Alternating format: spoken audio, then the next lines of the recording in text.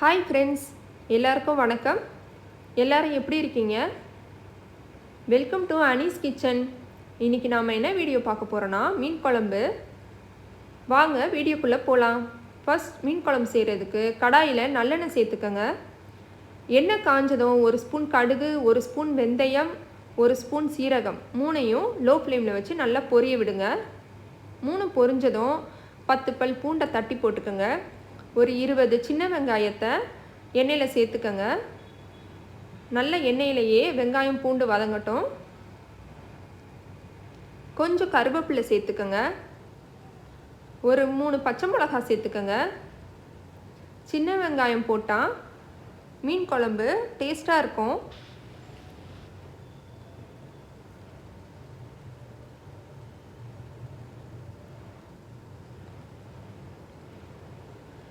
நான் மீன் குழம்புல எப்போவுமே முருங்கைக்காய் சேர்த்துக்குவேன். நல்லா குழம்பு வாசனையாகவும் இருக்கும். ஒரு 4-5 துண்டு முருங்கைக்காய் சேர்த்துருக்கேன். ஒரு 2-3 தக்காளி சேர்த்துக்கங்க. தேவையான அளவு உப்பு சேர்த்துக்கங்க. மிளகாய்த்தூள் 3 ஸ்பூன் சேர்த்துக்கங்க. மிளகாய்த்தூள் என்னோடது வீட்டில் அரைச்சது. காரம் இன்னும் தேவைன்றதுக்காக நான் தனி மிளகாய்த்தூள் 1 ஸ்பூன் சேர்த்துருக்கேன். தனியாத்தூள் ஒரு 3 ஸ்பூன் சேர்த்துருக்கேன்.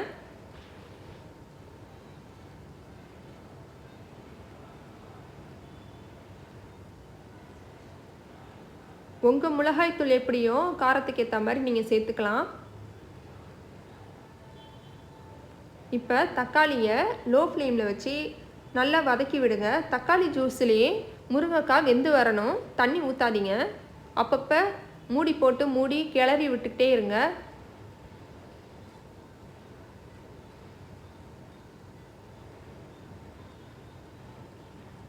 முருங்கைக்காய் 3/4 பதம் வெந்து வந்தோடனே கத்திரிக்காய் ஒரு 2 சேர்த்துருக்கேன் நான். ஏன்னா முருங்கைக்காய் வேகிறதுக்கு கொஞ்சம் டைம் எடுக்கும். அதனால முருங்கைக்காய் ஒரு 3/4 பதம் வெந்த உடனே கத்திரிக்காய் சேர்த்துக்கங்க. கத்திரிக்காய் சீக்கிரம் வெந்துடும். முருங்கைக்காய் கத்திரிக்காய் எல்லாமே தக்காளி ஜூஸ்லேயே நல்லா வெந்து வரணும்.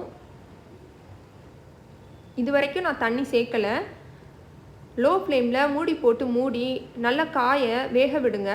தக்காளி நல்லா கரைஞ்சி வெந்து வரும். எண்ணெய் பிரிஞ்சு வரும். இப்போ காயெல்லாம் நல்லா வெந்துருச்சு.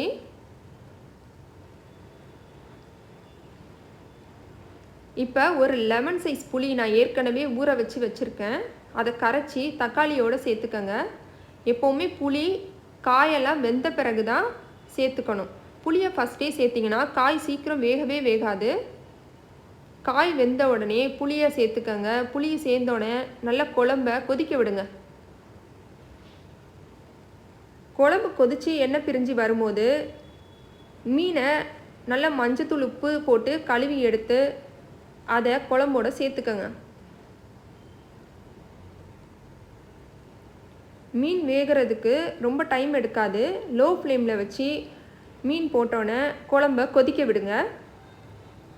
ஒரு 2 மினிட்ஸ்க்கு அப்புறம் மீனை கொஞ்சம் லைட்டாக திருப்பி விடுங்க.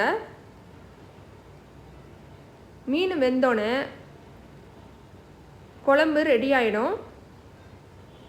இப்போ கொத்தமல்லி கொஞ்சம் தூவி இறக்கிக்கங்க. இப்போ மீன் குழம்பு ரெடி. இந்த வீடியோ பிடிச்சிருந்தா லைக் பண்ணுங்கள், ஷேர் பண்ணுங்கள், சப்ஸ்கிரைப் பண்ணுங்கள்.